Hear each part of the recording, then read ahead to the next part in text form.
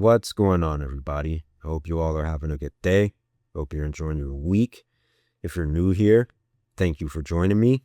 If you're coming back after watching previous videos, much love to you.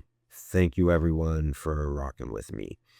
I wanted to talk to you all today about shooting landscape and nature photography with a telephoto lens. A lot of times when we just think of landscape photography, we automatically go to wide-angled lenses. We automatically think of the standard landscape photography, right? That uses a strong foreground into a strong midground into a powerful background, usually of sunrise and or sunset. And I love those photographs. A lot of my portfolio are those photographs for a reason. They are incredible to shoot, fun to edit, and just absolutely gorgeous to look at. But I also like using a telephoto lens in my landscape and nature photography. And I do that for a couple of reasons. Number one, I think it just gives a different look. I think getting in close, capturing the detail creates a different relationship for the photograph and the viewer. And also for me, someone taking the photograph. I think that there is an intimacy there that you don't necessarily get all the time with wide photos. But also, what happens during the hours after sunrise or prior to sunset? What happens when conditions aren't ideal for sunrise or sunset? When there's a clear blue sky or there are some unexpected clouds that roll in and cover the sun?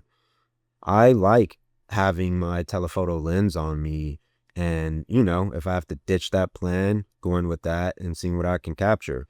And I use with my Micro Four Thirds system, I shoot with the Panasonic G9. I use an Olympus 40 to 150 millimeter f2.8. It's from their Pro line. And I absolutely love this lens. It's given me some of my favorite photographs that I've captured. And I'm going to share those with you all right now and talk through them and sort of illustrate why I really love rocking with a telephoto lens for nature and landscape photography. So let's go on over to Photoshop and take a look at some photos. Okay, so we're here looking at the first photograph from a set that I took a couple of weeks ago after shooting an event about an hour away from where I live. And this is going to be prior to sunset on the Blue Ridge Parkway. After the event that I was shooting, I linked up with my friend Andre Doherty, great photographer, and he took me to this overlook. And this is probably about 2 hours prior to some really good light rolling in for sunset. So instead of waiting, I just put on my telephoto lens and started scouting for some details. And I noticed the light coming in to the scene from right here, from the top down on this sort of tree that is kind of dead, kind of getting some, not dead, sort of dormant, getting some leaves back for the spring season. And I just thought it was a really powerful, intimate scene. Zoomed all the way in on my telephoto lens and was able to isolate where the light was coming in from. And yeah, like I said before, I just don't think you're going to get something. I mean, it's impossible to get something like this realistically with a wide angled lens unless you're super close. This is off in the distance. Using my telephoto lens again just gives you a much different vantage point and gives you an opportunity to capture scenes like this where the light is just super dynamic, isolating just a certain section, a small portion of what is a much larger scene here, right? Everything else in shadow, except for this right here and this small top of the tree right here. Absolutely love this photo. Um, and again, just having my telephoto lens ready and handy allows me to capture this. Going to show you two more from this afternoon. All right, let's get on to the next one.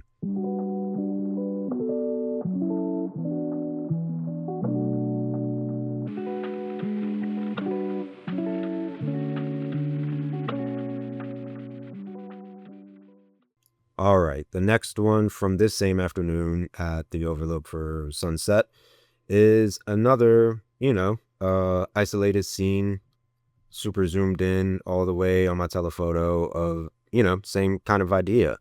Light coming down and capturing just the side of this fir tree right here. Um, Again, just something that I absolutely love. Everything else behind it is in shadow, which is perfect to really bring out the detail and capture the feeling that I was going for with this photo. Isolating the scene, highlighting the light that is coming on to just the one side of this tree, of this fir tree right here, and everything else off in shadow right here, almost honestly like a portrait. If you could think really strong Rembrandt light for portrait photography, this is what this reminds me of, and it just adds character, adds a different feel to what would otherwise be a really boring regular photograph if I were to try and capture it without a telephoto lens. Yeah, let's look at the last one from this day, and I will go on with some other examples of some of my favorite photos that I've captured with telephoto lens.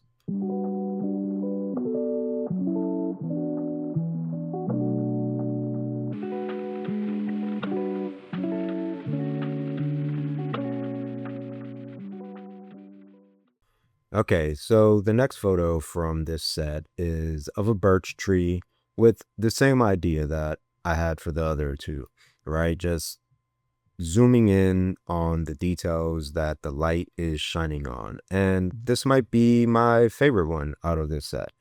Uh, I think it speaks perfectly to the idea and the concept and the reality of what spring is. Light shining on a birch tree as it is regrowing its leaves. I think it's a powerful image. Kind of the same idea as the last one, everything behind it just in shadow, slight light hitting right here and right there, right here, but the dominant light focusing on the subject right here. And I love these photographs. I don't think that you're really going to capture anything like it using a wide angled lens. It just gives you, again, a different vantage point.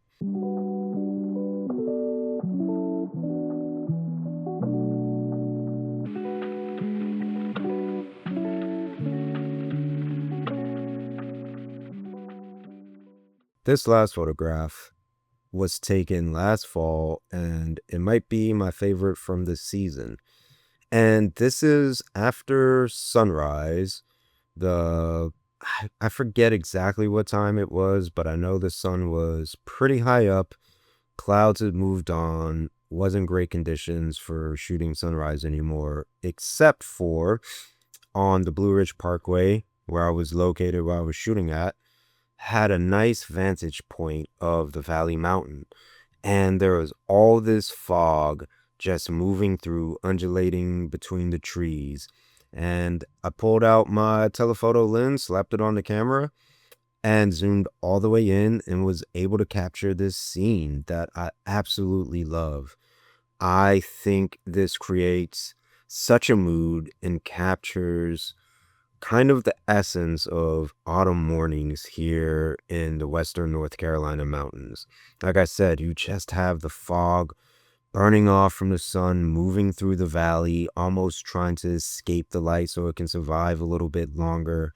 Uh, Perfectly sort of mimicking what the fall season is, right? When trees go dormant, hibernate for the season until spring. Seems like this fog isn't quite ready to do that, and it's kind of moving through, trying to escape the sun. And then you have the shadows being cast by the trees, right? Sort of right here, as you can see throughout the scene. Um, it's just such a nice photograph, I think. Like I said, one of my favorites from the fall season. It's almost milky, uh, almost silky. Kind of reminds me of a nice oat milk latte on a spring morning. Um, And yeah, like I said, just again, creating a different look, creating some intimacy, something a little more powerful using a telephoto lens. I really love this image right here. It's one of my favorites, like I said.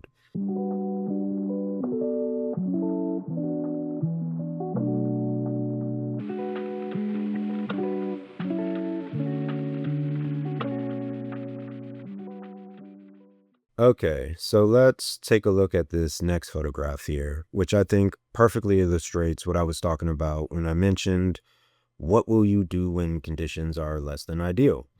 This is a day on the Blue Ridge Parkway, randomly went out, and I knew that there was going to be a chance of rain. That's really why I went out. But still, I went out with a purpose, understanding that I have my telephoto lens and I'm going to be able to create some really powerful, impactful, compelling, minimalist photographs, knowing that there might be storm clouds rolling into the mountains. And that's what I did here. I think it tells a really wonderful story of the battle of natural elements, right? Who's going to win out, these storm clouds or this mountain? And as they meet almost in the middle of this photograph, you can see the storm clouds are sort of overtaking the mountain right here. You got the silhouette of the trees, of the fir trees in here, and it's just kind of rolling in, kind of seeing where it can make its way, snake its way through the mountains here. I think it just tells a really compelling story that I think using a wide angle lens would be much different and not as impactful, not as intimate, not as compelling. So yeah, again, a photo that I really, really, really love that I was able to create using my 40 to 150 telephoto lens.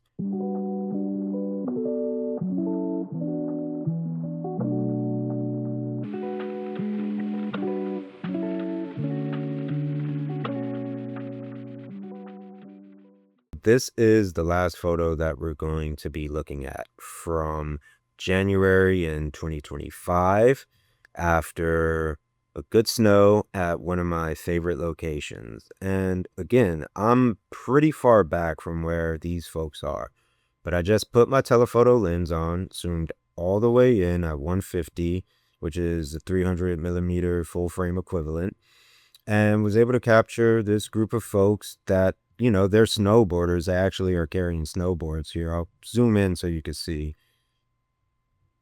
Get in. So there you go. That's them carrying some snowboards right there. But was able to capture them walking down this trail and tell a nice, compelling story.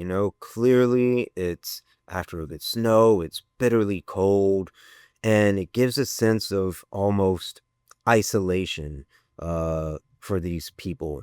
I get almost a sense of Alien, maybe of Prometheus, these people, coming through who are experts but are in this other world, this different realm of what they're usually used to, and no one else in sight. I think it just tells a really nice story and is able to capture the landscape in a much different manner.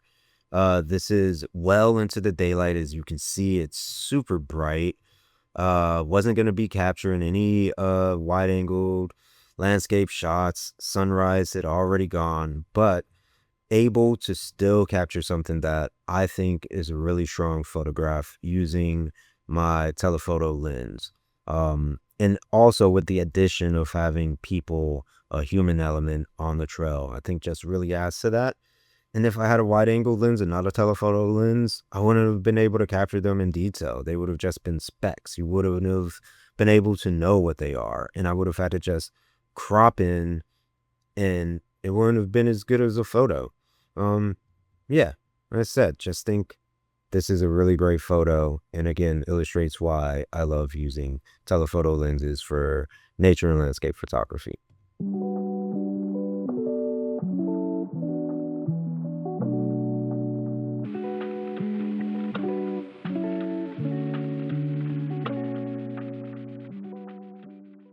that is it for this week's video.